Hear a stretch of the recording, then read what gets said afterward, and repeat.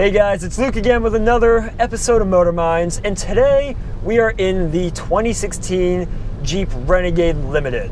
Now, this new Jeep Renegade was built by FCA to compete in the new subcompact SUV segment, which is all the craze nowadays. Everyone wants to get in an SUV because they think they're more versatile, or I can take it off-road, or I like the high driving position. And FCA would have been stupid not to cash in on that.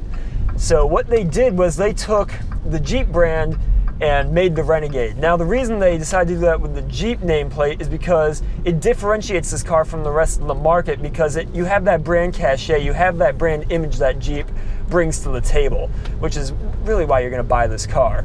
So let's see if the Jeep is actually good enough to compete with the rest of the segment. Because is it just the Jeep nameplate that you're buying, or are you actually buying substance here? That's what we're going to find out. So to start, the styling of this car definitely sets it apart. You know it's a Jeep as soon as you look at it. You have that 7-pillar grille, you have those big circular headlights up front that kind of hark back to the old Wrangler, and you also have a bunch of real neat touches. You have them in the interior, you have them on the outside. It's actually this grille and headlights, this little emblem of just grille and headlights that you see on a Jeep Wrangler. You have them in the taillights here, just embedded in the taillights. You have them in the door speakers. You have them all over the place. And you also have a little bit of history with this car, because you have a little emblem that says since 1941 on the center stack here.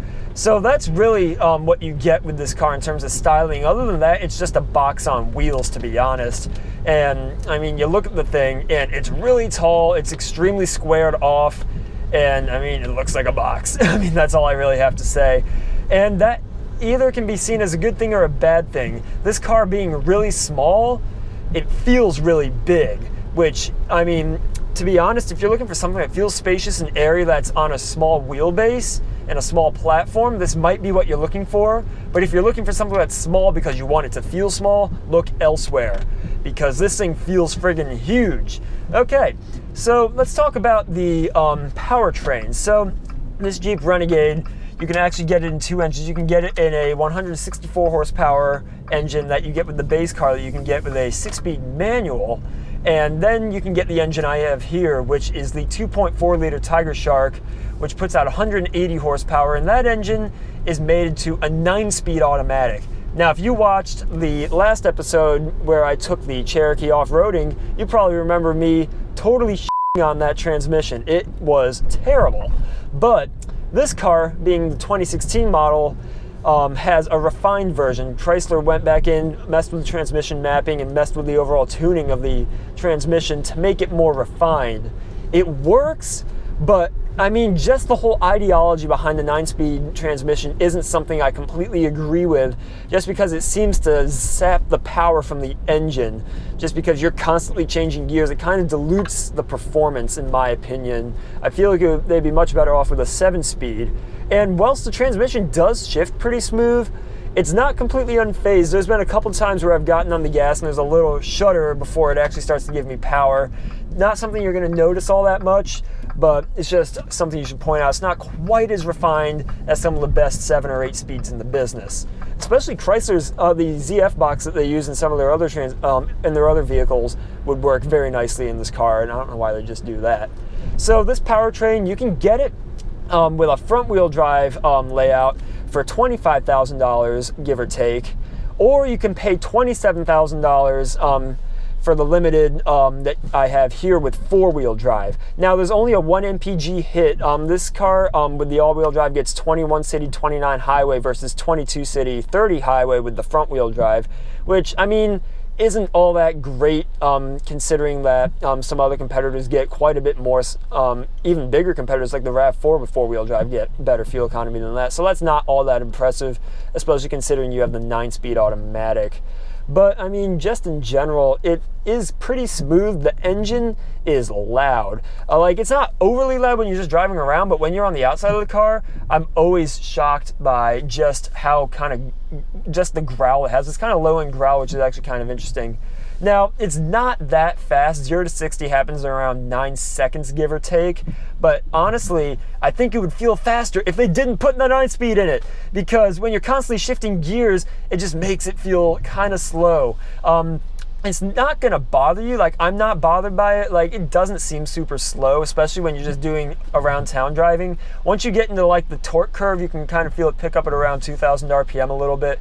But as I'm saying, if it had longer gear, you'd be able to enjoy that power band a bit more, because as soon as you start to like get anywhere, it just shifts and then you're out of the power band again, which is really annoying. But overall, it's okay. No big deal there. It's refined and it'll work out well enough for most buyers. So let's talk about the interior. Now, as I was saying, this boxy shape makes this interior feel ginormous. You have tons of headroom. It feels super wide, tons of space in here. But when you think about it in terms of numbers and how much usable space there is, it's actually not that impressive. Front seat room is good. You sit really high. It's like you're sitting in a chair up here. The seats are comfy. You get leather seats with the Limited, but there's not a whole lot of bolstering, so it's kind of easy to slide around in these seats. But the back seat is not all that impressive. There's adequate leg room, but the seat back is so high, it's very vertical, and there's not a whole lot of cushion length, so taller people like me don't fit all that well. And the trunk is 18.5 cubic feet.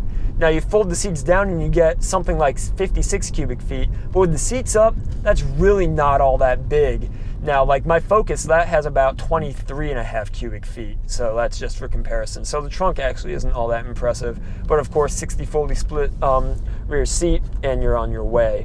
So, I mean, it's one of those things where you sit in this car, you sit high up, you have a commanding view over the road, and in a subcompact SUV, that's actually pretty nifty. But, I mean, it also makes it feel big to drive. I don't feel like I'm driving a small car, you know? Like, just pulling this thing into a parking spot, you have like 3 friggin' feet of hood above you. It's this high, tall hood that you see, and like, it kind of feels like you're looking out of a truck hood, which is kind of crazy considering how small this is. And of course, that can either be a good or a bad thing depending on what you're looking for. I personally kind of take it as a bad thing because it makes it feel less nimble. So let's talk about the driving experience that you get with the Renegade. Now, quite frankly, you're not buying this car for a sporty driving experience, but it does drive very competently. The steering, not a whole lot going on. It's electric power steering. There's not a whole lot of feedback, but it does have, it kind of feels like a hydraulic system in the way that it builds weight as you dial in lock. But it's very easy to use around town. You have a very nice leather-wrapped steering wheel that is thick. Nothing I like more than a thick steering wheel, and FCA certainly delivers in that department, which is nice. Now, looking out of the car, visibility is good. There's a few blind spots with those thick roof pillars in the back, but other than that, it's really not that bad at all. I mean, other than that, it rides well. It's not super composed, but it does soak up the bumps fairly well. So no complaints on my part. For a small SUV, it actually rides pretty good because short wheelbase cars generally tend to be a little bit bouncier and choppier in the way that they ride. So, I mean, I commend Jeep on making it relatively comfortable. So I think I already talked about the interior, but I want to go in a little more depth of just how it all looks. The dashboard's up high. All the controls, super easy to use. Chrysler just gets it. They nail the nail on the head. Yeah, they do that perfectly. I have, honestly, for $27,000, they need to throw in a bigger screen as base. This puny little Uconnect screen, I mean, it's easy to use, but it really doesn't have the features that you would expect at this price point. You only have media, radio, and phone integration. No sat nav or any of that stuff, and it's really small. But one thing I really like about this car are the climate control knobs that they put in. I was never a fan of most FCA climate controls. I always thought they looked cheap, but these are really nice. You have a very nice display, big knobs to control everything. It's actually dual zone automatic climate control, which that's pretty good for this class. And it's very easy to use. I just wish they had mounted them higher up on the dash because you really need to look away from the road in order to actually see what you're doing with the climate control. Having big graphics makes it a lot easier to use. Now, this being an off-road vehicle, it also has your four-wheel drive locker and then your 4 modes: auto, sand, snow, and mud. Now, honestly, are you really going to take this Jeep off-road? I don't think so. If you're going to take it off-road, you probably want to opt for the Trailhawk because you have better ground clearance, you have the tow hooks, you have better approach and departure angles. The approach angle in this car sucks. So if you want to take it off-road, I would recommend getting a Trailhawk. But other than that, I mean, interior is nice, drives well. Would I recommend it? That is the big thing. And that kind of comes down to the personality. Now, this car has way more personality than any of the competition, hands down, 100% because of its heritage. It's a Jeep. When you drive this car, you feel like you're driving into battle on the beaches of Normandy, fighting for the US. And I mean, it kind of brings that back just because it's American, it has that pedigree, it has that image, and you feel a lot better driving around in a Jeep. Driving around in a Jeep is a lot better than driving around in a Toyota. It's just how it is. Now, of course, when you buy a Toyota, you get reliability, and FCA reliability is pretty sketchy. I couldn't say I recommend this car based off of reliability just because, I mean, you're taking a risk getting a car that doesn't have the brand reputation of a Honda or a Toyota or a Hyundai or any of those brands. Now, is that a risk you want to take? I mean, that's up to you.